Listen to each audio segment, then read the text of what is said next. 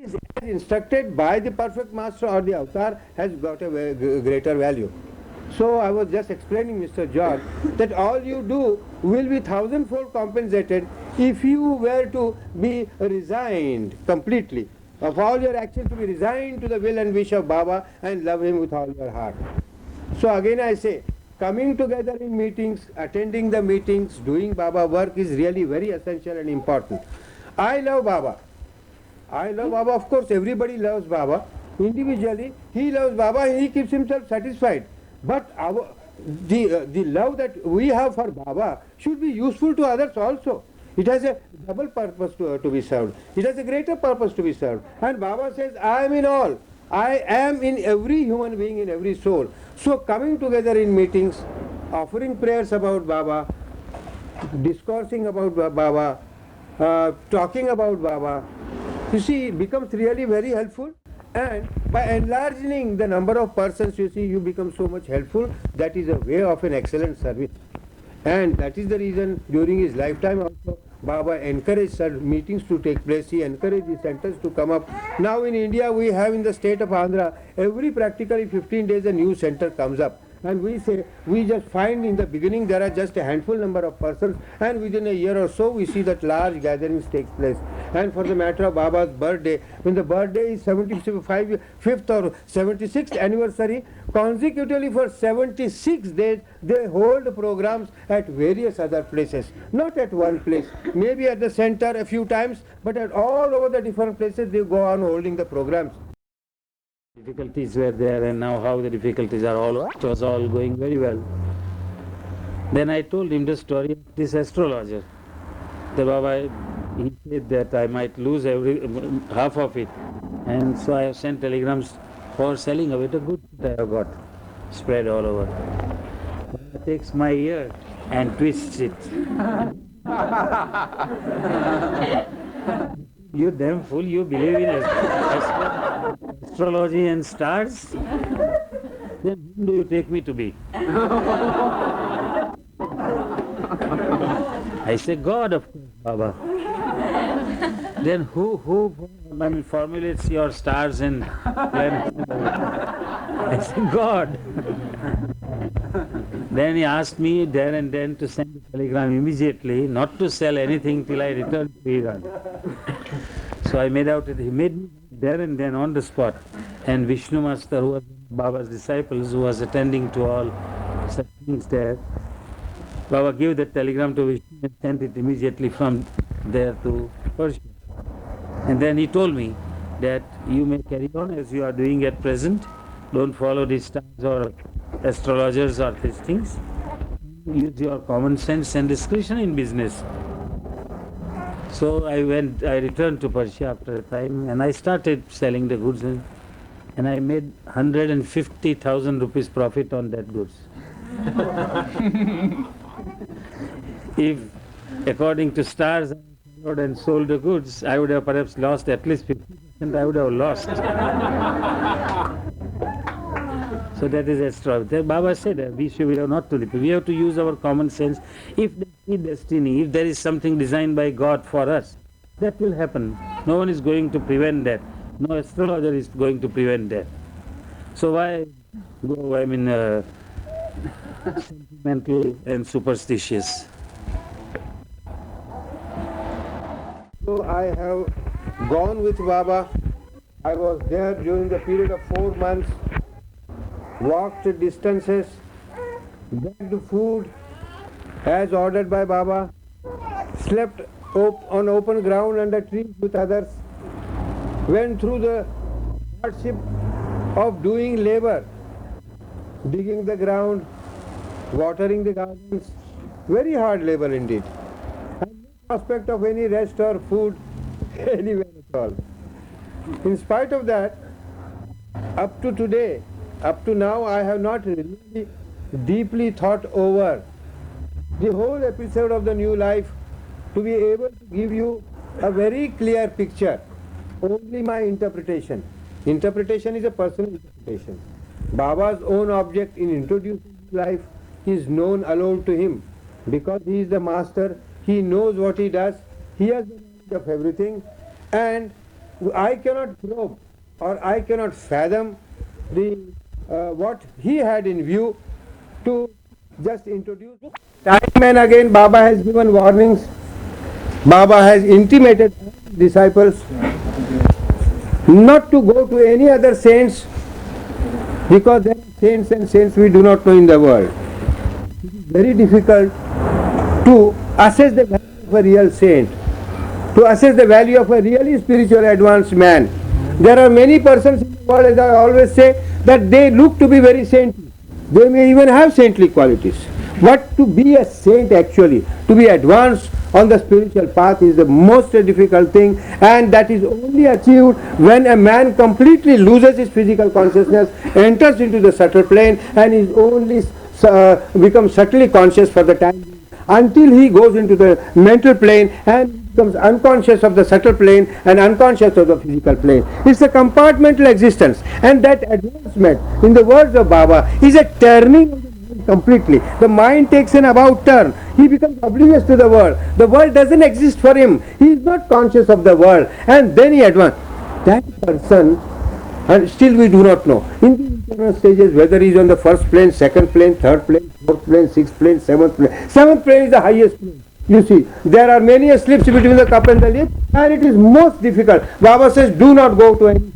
Whether somebody says that he is a real saint, somebody says he is an imitation saint, there is no reason for anybody who is connected with Meher Baba, the avatar of the age, the personification of God on earth, for that man to go anywhere at all. He very boldly and very emphatically says so, and to that end he issued warnings which are printed. If you have read it, there are certain booklets in which Baba has given warnings that you should not go to any other saint at all. In books. Interest creates a necessity. Interest creates a habit. Habit creates a necessity, and man falls a prey to it. Reading those books are really not bad, but they are not absolutely important and necessary. If that is not necessary for us and important for us, why should we indulge in it? I do not want to fall into a well, but I like to go and stand on the parapet wall of the well and do acrobatics. And if the foot slips, he goes down and drowns himself. You see, why should we take that risk? To deviate from to the person who is the highest of the high, when we have come in the orbit of his love, when we have read about him and we know, are convinced about it, why should we digress ourselves, go from place to place? Like a butterfly going from one flower to another, we dissipate our spiritual energy by this. It is not absolutely necessary at all. We have to concentrate it. To get the full response of his blessings and love, we have to concentrate fully 100% upon him and him alone. Because as long as we are bound by the law, a law of illusion, we have to take recourse to. Somebody will come and say, why should we hate some other saint, or why should you go?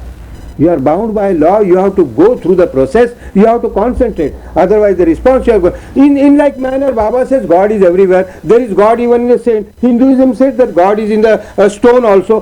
Go and worship the stone, go on rubbing your head against it your lifetime maybe.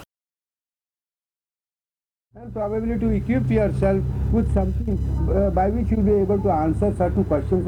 A new man, you can catch hold of a new man and maybe you may impress him, you may create a conviction in him, and he comes to the Baba fold. That is the real purpose. Or else it becomes a dry dialectics. For instance, once I read a book of Krishna Murthy, and it was a very beautiful piece of article that I had read, very lovely. But what did it contain? It's just an acrobatics of logic. This is not the thing we have to. Although Baba has made use of logic to explain many of the truths he himself knows, but it is not for the sake of logic. He has just presented them to you. And he also said eventually that this book really contains nothing in it. It is not going to take you anywhere. But it creates an opportunity for you to think upon him and love him more and more. An intellectual man needs something to read. Farmer may not need it. He just looks at Baba's picture and he falls in love. He's a simple-hearted man. But that is not the way of an intellectual. He wants to go through the rigmarole of turns and twists of his own thinking and of his own logic. And then he arrives at a conclusion. Baba himself is the object of meditation for the whole world. And then they misunderstand Baba's seclusion also, and even silence. They think that a yogi observes silence, Baba has observed silence, it is for your own progress. Baba says, I am truth personified. I don't need the silence for the sake of my spiritual progress. But the silence that he observed was for his inner work, for the benefit of humanity. This is the understanding we have to give. For all outward appearances, a yogi may observe silence, Baba may observe silence. But what is the difference? Baba observes silence for the benefit of others, and that yogi observes silence for his own benefit. There is a world of difference in it. But for all outward appearances, we see that he is observing silence, he is observing silence. See, that is how some misunderstanding is created. When Baba tells you to do a specific thing, supposing Baba asks you, had given you an instruction to do a meditation or think of him for a certain duration of time in a day, that is different thing. It assumes a different importance altogether. It is not because of the meditation that you do, because the word that is coming from Baba, that is more important.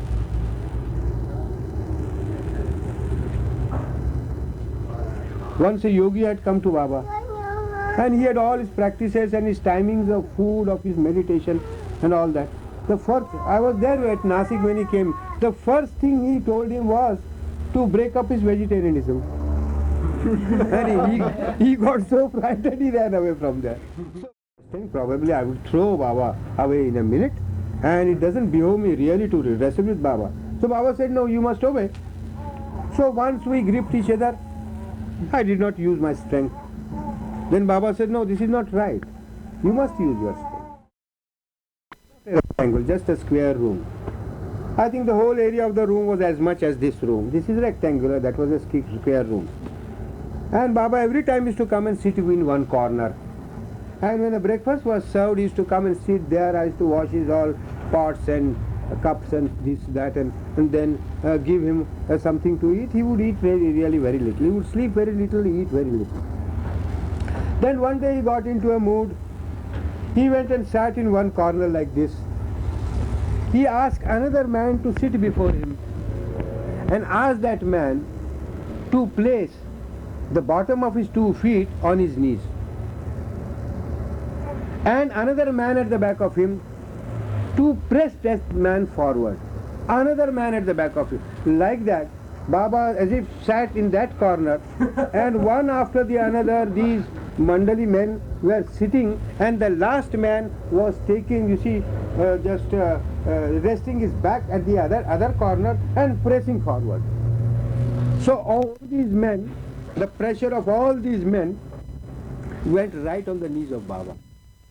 Because the first man who sat there, the bottom of his feet on his Baba sat on the ground like that. And Baba and saw that he failed in his examination. It is not like that at all. It is something, when a man gives a promise, he is supposed to carry it out, and the promise given to a personage like Meher Baba was really very important. He could not see the importance of it. So naturally, one has to stand up to the results of breaking the promise. Now, I became very friendly with Baba. I used to visit very often, and then my mother used to come also there, and we were together on the whole of Sundays, and in the evening when I came, my mother was also there. And Baba so decided that after a time, he decided to go on a foot journey from Pune to Bombay, a distance of 115 miles. My mother, Baba said about this to my mother, and my mother went to Baba, tells Baba that here is my son, I completely give over my son to you, and I have no claim on my son, and you can give him any instructions you like. If you like, you can ask him to come and stay near you, with you also, and I have no objection. Now my father, of course, did not 100% agree to what my mother thought about me. Even so, he did not actively interfere in anything that my mother did about me. So, the journey, the foot journey, 40 of his disciples belonging to all castes and creeds and religions, Muslims, Hindus, Christians, Buddhists, Parsis, Iranis. It was decided by Baba that the foot journey from Pune to Ahmednagar should be taken up. Now you know about the another perfect master, Baba Jan of Pune, who of course blessed Baba the very first time, implanted a kiss upon the head of Baba, and then of course Baba's whole consciousness was transformed. He was as if thrown into a ocean of a divinity, and then later on he happened to go to Sai Baba and Upasni Maharaj. That is, for the present, is besides the point. Now the relationship between Baba and his disciple was so unique, really. It was one of such a simple friendship that it was full of discipline and love. And I do not think anyone like Baba would balance the discipline with love so beautifully well. Baba used to play with us, sing with us, talk to us. He used to talk. He observed, he started, this was in 1922, 3 years before he began his silence in 1925, on the 10th of July. So it was really a pleasure to be in the company of Baba. He was so quick thinking, he was always so joyous, so humorous, so childlike, so playful, that any young man or woman who went in his presence, you see, did not have the least difficulty or did not have the least formality to come in his contact. He was very, very free. And even so, that respect which we had, that respect which he had created in us about himself and about his spiritual status was always there, and it was very well balanced with the freedom that we had in dealing with him. I really felt very bad within myself, but I did not get the least, I was not in a way hurt about it, because I knew that Baba was the perfect master. At that time, of course, there was no question of Baba's avatarhood, only was looked upon as the perfect master. And all I felt was that I should have really been very considerate and should not have myself served myself there, but brought all the stuff here, and then of course I could have taken it along with others. I got into, I became rather, I was a very young man of 18 years old. I got very much depressed, and Baba had a beautiful knack that whenever he punished somebody, just a little later he used to come round and just console him and explain things to him and give so much love to him that the man who was dealt very severely and punished for something absolutely forgot and did not mind any punishment given to him at all. So the discipline actually began here, and when we reached, after 15 days of foot journey on the way, there are, you see, it will take a very long time for me to give the whole account of the journey and all that. I think I have given the account in 2 installments in the Divya Vani. For 9 months Baba made us go through a very, very severe discipline. So severe that when we sat near him, he used to ask us every moment as to what are your thoughts, what are you thinking about. And there were other Mandali members, maybe sometimes outsiders who came for Baba's dharma.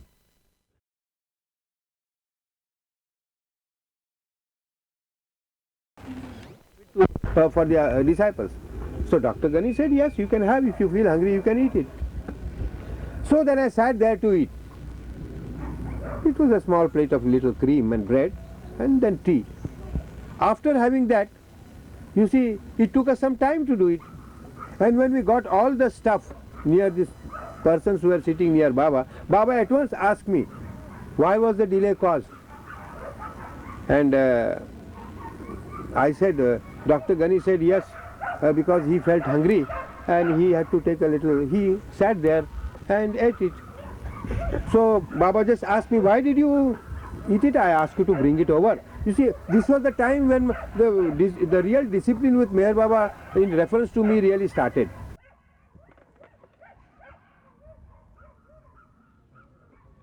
Dr. Gani said that, no, Baba asked me, why did you eat? You should have first brought it over here and distributed it to all, and then you should have started it. I said, Baba, I felt very hungry, and being an elder disciple here, I asked him. He said, yes, you can have it. Dr. Gani says, no, I did not tell you anything at all of that, anything that way at all. And then Baba really became very furious at that time. And that was the time that the discipline with me at least began. He actually made, I stood there, and he gave me a sound slap on my face, so sound that I fell on the ground.